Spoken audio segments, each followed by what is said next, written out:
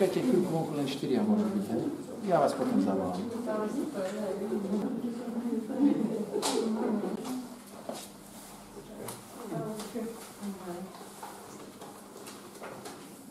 Nie, on musí.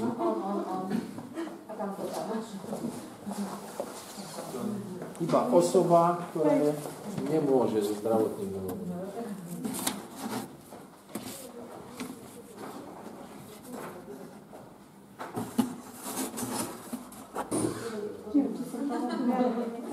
Okuliare? Musíte počkať, pokiaľ tam, lebo tam píšu, a za ktorou za stenou ste boli? Pri okne? Tak musíte, ja poprosím pani, že nech počka. A nie sú tam okuliare?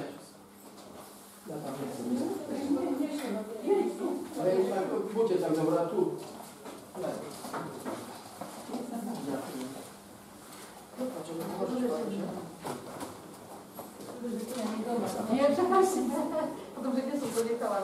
Nech sa páči.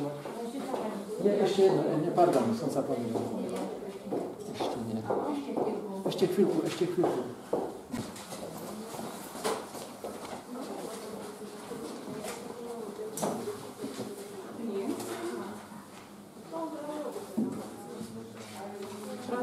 Tu, pani.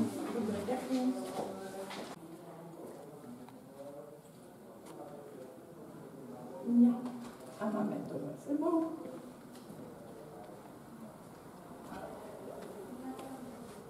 To je pocit odvoliť?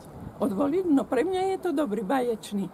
Baječný, lebo ja hovorím, to sú moje posledné a ja som si to vychutnala. Podľa čoho? No jednoducho chcem pravicu.